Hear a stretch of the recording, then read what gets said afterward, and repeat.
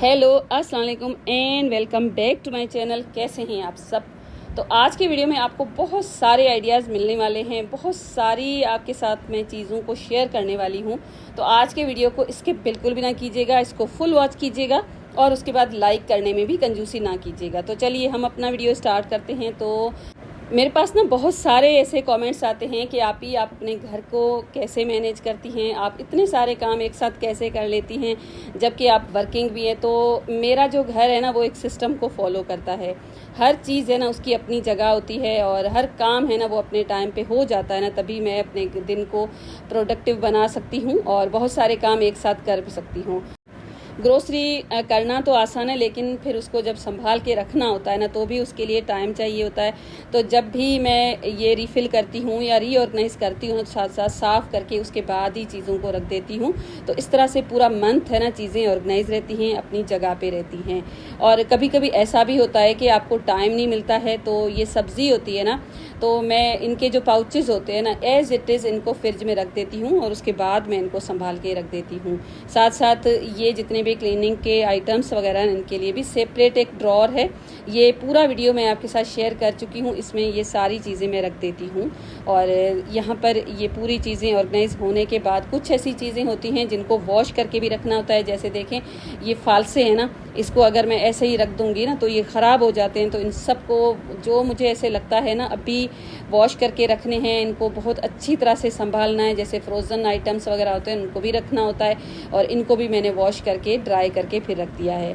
और ग्रोसरी करने के बाद हम सबको ये आइडिया ज़रूर होता है कि इतने सारे बैग्स हैं ना वो हो जाते हैं, उनको भी संभालना होता है। साथ साथ जो फ्लोर है ना वो भी कभी कभी ख़राब हो जाता है, तो सबको मैंने साथ के साथ ही साफ़ करना होता है। और यहाँ पर ये नई झाड़ू आई थी तो इसका जो रैपर है ना वो बड़े काम का होता है, तो इसको आज तो मैंने नहीं फेंका है। अक्सर तो मैं इसको भी डिस्कार्ड कर लेती हूँ, लेकिन अब ये जो अम्ब्रेला है ना काफ़ी दिनों से ऐसे ही पड़ी थी।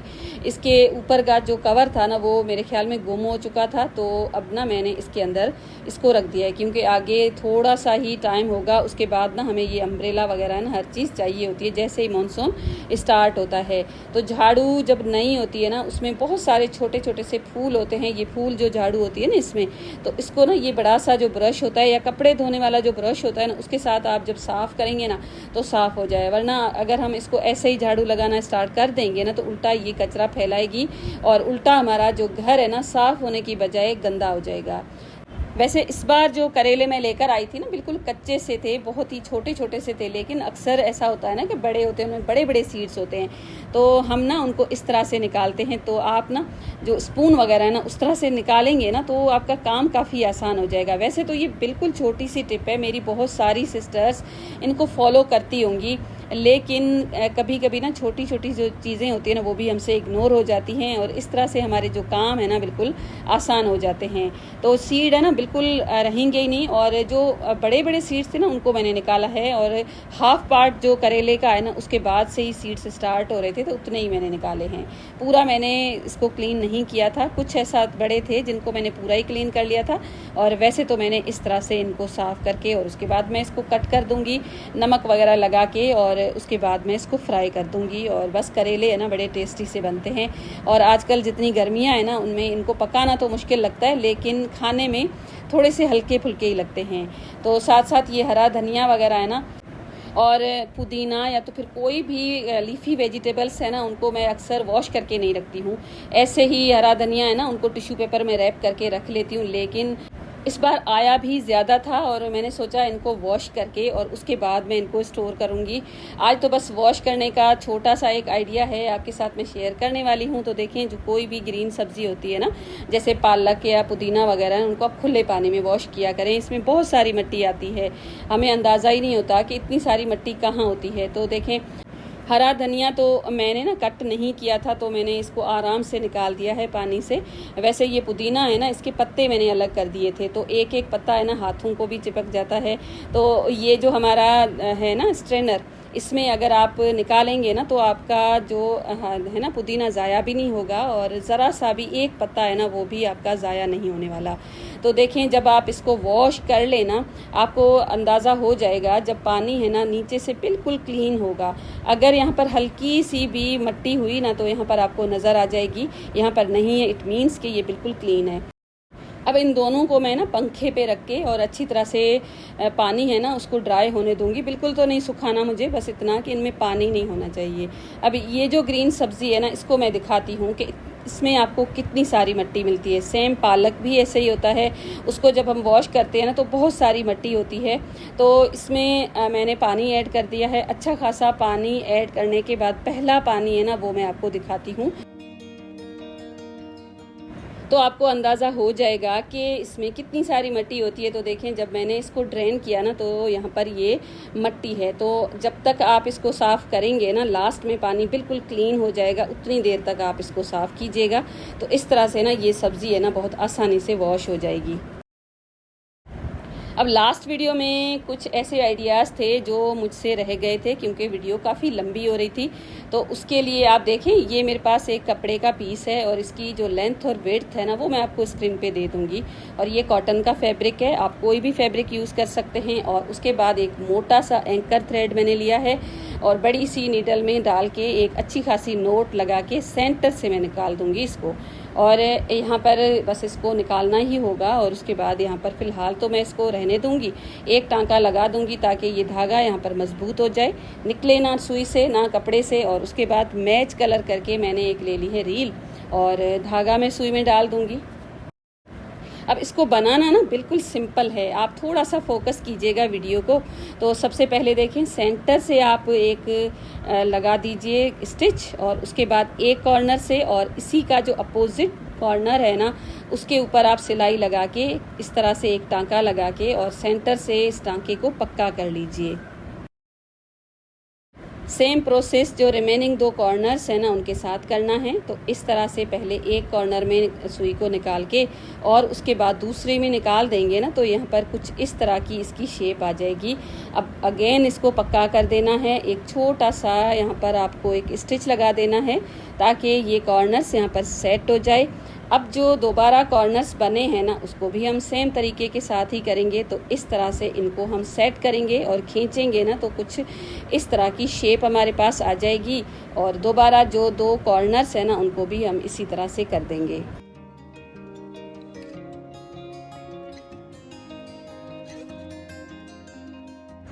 अब इन दोनों कॉर्नर्स को भी मैंने सेट कर दिया है। अब जो शेप है ना पहले जैसी ही बनेगी, लेकिन ये जो स्क्वायर है ना थोड़ा सा छोटा हो जाएगा।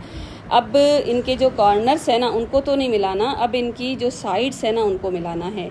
तो देखें कुछ इस तरह से इनकी जो पहले दो साइड्स को हम मिलाएंगे और सेंटर में एक टांका लगा देंगे और उसके बाद इसकी जो दो दूसरी साइड्स है ना उनको भी हमें मिला देना है और साथ साथ हमें एक पर्ल लगा देना है।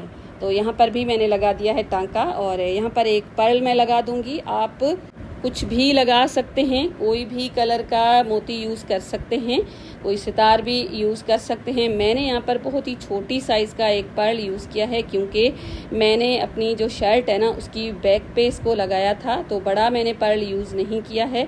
अब इसके जो कॉर्नर्स है ना, जो ऊपर टिप है इनकी, उसके अंदर धागा गुजार के और इसकी जो बॉटम है ना, जो इसकी बेस है उसके ऊपर कुछ इस तरह से हम लगा के खींचेंगे ना तो ये कॉर्नर नीचे की तरफ बैठ जाएंगे और इस तरह से शो होगा जैसे ये एक फ्लावर की पेटल्स हैं। और बिल्कुल छोटा सा क्यूट सा एक फ्लावर हमारे पास बनके रेडी हो जाएगा। इस तरह से बहुत सारे टेसल्स आप बना सकते हैं। मैंने तो 2-3 बनाए थे और एक ही मैंने यूज़ किया है और मुझे एक की ही ज़रूरत थी, तभी मैंने ज़्यादा नहीं बनाए। आप कोई और कलर यूज़ कर सकते हैं। मैंने तो प्रिंटेड फैब्रिक यूज़ किया है। अब जो ये टेसल मैंने बनाया था ना, इसके सेंटर में लगा के और उसके बाद मैंने अपनी जो शर्ट बनाई थी ना उसके बैक पे लगाया था। और ये पूरे आइडियाज़ और पूरे डिज़ाइन मैं आपको लास्ट वीडियो में दिखा चुकी हूँ और आपने इतना सारा इस वीडियो को पसंद किया है, इतने प्यारे प्यारे कमेंट्स किए हैं, मुझे तो बहुत अच्छा लगा। तो देखिए हमारे इर्द गिर्द जो लोग होते हैं ना, जिनसे हम मिलते हैं या जो हमसे मिलते रहते हैं ना, उनमें कभी कभी ना जेलसी आ जाती है। लेकिन मेरी जो यूट्यूब की फैमिली है ना वो इतनी अच्छी है ना, को तो बड़ी दुआएं देती हैं और इतने सारे मुझे कमेंट्स आए, इतने प्यारे प्यारे कमेंट्स, मुझे तो अंदाज़ा ही नहीं हो रहा था कि इतने भी दुनिया में अच्छे लोग होते हैं। तो उसके लिए आपका मैं दिल से शुक्रिया कहती हूँ और मेरे पास ना अल्फाज ख़त्म हो जाते हैं। बहुत सारी दुआएं आपके लिए भी। अब जो दूसरा डिज़ाइन मैंने आपके साथ शेयर किया था ना, उसमें देखें मैंने एक कार्ड लिया था और जो वूल होती है ना, पशम जिसको हम बोलते हैं, इसके ऊपर मैंने लपेट लिया था। तकरीबन ये जो राउंड मैंने दिए होंगे ना 30 दिए होंगे, और आप ये कम ज़्यादा भी कर सकते हैं। और अब इसकी जो दोनों साइड्स है ना, वहाँ से मैं कट कर दूंगी और कुछ इस तरह से ये हमारे पास आ जाएगा। अब इसका जो बिल्कुल सेंटर है ना, उसके ऊपर हमें धागा लपेटना है।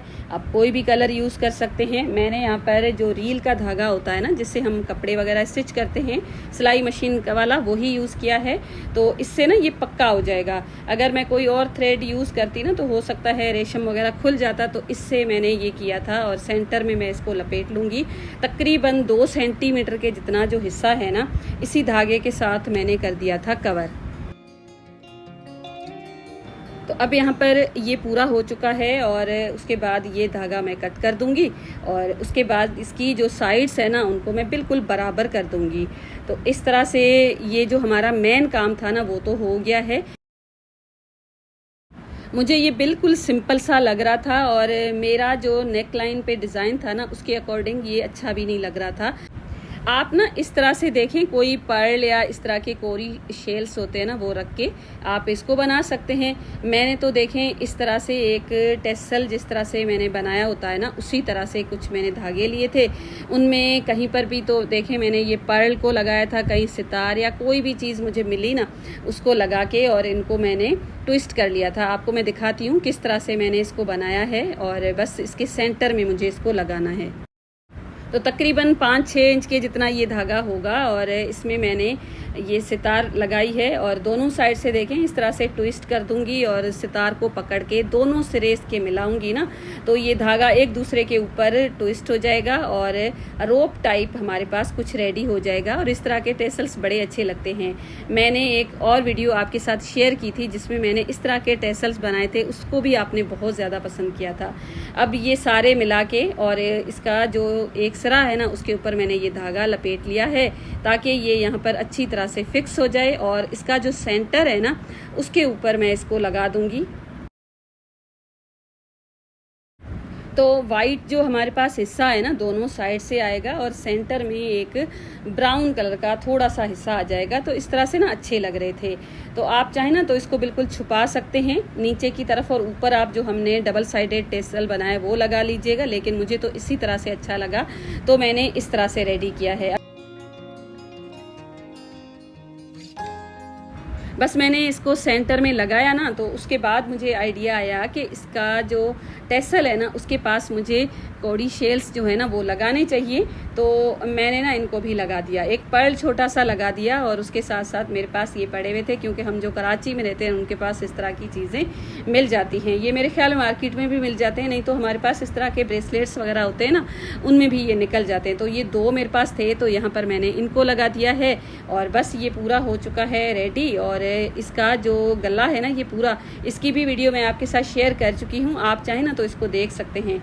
लास्ट वीडियो में आपको बहुत सारे आइडियाज़ मिलने वाले हैं, जिसमें मैंने ये भी आपके साथ शेयर किया है और इसको आपने बहुत ज़्यादा पसंद किया था। और अगर आपने अभी तक नहीं देखा ना तो ज़रूर देखिएगा।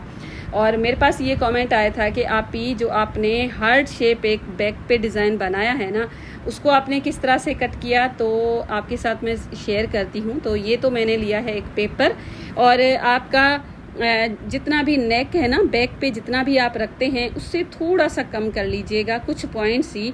तो यहाँ पर मैं अपना जो रखती हूँ ना, ज़्यादा मैं खुला गला नहीं पहनती हूँ, 3.5 पहनती हूँ, तो मैंने थोड़ा सा इससे कम कर दिया था।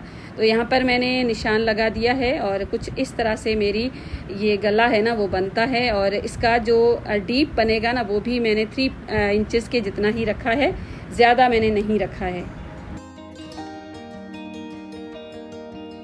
अब ये जो मैंने निशान लगाया है ना, यहाँ पर आप देखें तकरीबन 3 इंच के जितना ही होगा। और यहाँ पर मैं एक हार्ट है ना उसको मैं ड्रॉ करूँगी और यहाँ पर आपको तकरीबन 1/2 सेंटीमीटर के जितना ही छोड़ना होगा। और इस तरह से आप इसको पहले तो ड्रॉ कर लीजिए, क्योंकि अगर आप बिल्कुल बिगनर्स हैं तो मैंने भी ड्रॉ करके उसके बाद ही बनाया है। और यहाँ पर ये हार्ट है, और अगर आपको ड्रॉप बनाना है ना तो आप इसको बिल्कुल फ्लैट गोल कर लीजिए नीचे की तरफ, नहीं तो आप कोई और डिज़ाइन भी देख सकते हैं, कोई पॉइंटेड भी बना सकते हैं। मैंने आपको तीनों आइडियाज़ दिए हैं, आप कोई भी यहाँ पर कटिंग कर सकते हैं। मुझे यहाँ पर हार्ट शेप ही कट करना है, क्योंकि मेरे पास आया था एक कमेंट कि आप ही हार्ट शेप कट करना सिखाएं, तो इसको मैं यहाँ पर कट कर दूँगी। अब बस आप चुप्स बकरम है ना उसके ऊपर आप इसको कट करके किसी भी कपड़े के ऊपर आप स्टिक कर लीजिए जहाँ पर आपको ये डिज़ाइन बनाना है, और उसके बाद आप सिलाई कर लीजिए। तो पूरा तरीका जो है ना वो लास्ट वीडियो में मैंने आपके साथ कुछ शेयर किया है, तो इसकी कटिंग शेयर नहीं की थी, तो आज मैंने इसकी भी कटिंग आपके साथ शेयर कर दी है। तो कुछ इस तरह से ये बन जाएगा। और ये जो पॉइंट है ना यहाँ पर आपको थोड़ा सा ख्याल रखना होगा। वैसे यहाँ पर सिलाई लगाना बिल्कुल भी मुश्किल नहीं है, मैंने हल्की सी गैप छोड़ी है। अगर ज़्यादा गैप छोड़ेंगे ना तो उतना अच्छा ये नहीं बनेगा, शेप भी उतनी अच्छी नहीं आएगी। और बस इसको स्टिक करके और गला आराम से आप बना सकते हैं। मैंने तो बस इसी तरह से बनाया था और आपके साथ भी इसी तरह से मैंने शेयर किया है। बहुत सारी मैं ना रेसिपीज़ बनाती हूँ, लेकिन कभी कभी आपके साथ शेयर करती हूँ क्योंकि वीडियोज़ ना काफ़ी लंबी हो जाती हैं। लेकिन फिर भी आज मैंने सोचा इसको तो इंक्लूड मैं ज़रूर करूँगी ताकि आप इसको बना लें, क्योंकि आम की जो सीज़न है ना वो भी चल रही है। तो एक मीठा सा आम मैंने ले लिया था और इसको मैं सबसे पहले तो पील करूँगी और उसके बाद इसके मैं कर दूँगी क्यूब्स। बिल्कुल मीठा और पका हुआ आम यूज़ कीजिएगा। मेरे पास ये सिंधड़ी आम है, इतना ज़्यादा मीठे अभी तक नहीं आए हैं, फिर भी मैंने इनको यूज़ कर लिया था। और साथ साथ मैंने इलायची है ना उसको भी क्रश कर लिया है, इसको हम यूज़ करेंगे। और अब एक ले लिया है ब्लेंडर, और जिसमें हम अपने जूसेस वगैरह बनाते हैं, इसमें ये जो क्यूब्स है ना उनको मैं ऐड करूँगी। साथ में जो इलायची को कूट करके रखा है वो भी मैं ऐड कर दूँगी। साथ साथ मैंने इनमें चीनी ऐड की है। चीनी ना मेरे पास काफ़ी कम थी तो मैंने साथ साथ कंडेंस मिल्क ऐड कर दिया। वैसे अगर चीनी ज़्यादा होती ना तो कंडेंस मिल्क में कभी भी ऐड ना करती। तो चीनी बिल्कुल कम थी और अभी कोई था नहीं लाने के लिए, तो कंडेंस मिल्क डाल के इसको मैं अच्छी तरह से कर दूंगी ब्लेंड। बिल्कुल स्मूदी एक हमारे पास रेडी हो जाएगी। अब मैंने लिया है नारियल का बुरादा और इसको मैं थोड़ी सी देर के लिए भून लूँगी। ज़्यादा इसको भूनना नहीं है, ना ही इसके कलर को ख़राब कर देना है। देसी घी मैंने तकरीबन 1 टेबल स्पून के जितना ऐड किया है, ज़्यादा घी भी ऐड नहीं करना है। और इसको इसके अंदर डाल के तकरीबन 5-10 मिनट हल्की आंच के ऊपर इसको भूनना है। और उसके अंदर ये जो हमने आम और चीनी को मिक्स करके रखा है ना, ब्लेंड करके रखा है, वो मैं ऐड कर दूंगी। इनको अच्छी तरह से मिक्स कर दूंगी, पका लूँगी। 1 कप के जितना मैंने इसमें मिल्क पाउडर ऐड किया है, इसको अच्छी तरह से मिक्स करना है। मिक्स करने के बाद इसको ठंडा करके इसके आप लड्डू बना लीजिए। और थोड़ा सा खोपरा मैंने बचा के रखा था और उसमें कुछ इस तरह से मैं इसको लगा दूंगी और बहुत ही टेस्टी से यमी से ये लड्डू बनते हैं। इसको ज़रूर आप ट्राई कीजिएगा और मुझे यहाँ पर आप इजाज़त दीजिएगा। मिलूंगी नेक्स्ट वीडियो में। अपना ढेर सारा ख्याल रखिएगा, वीडियो को लाइक ज़रूर कीजिएगा। Thank you and bye bye.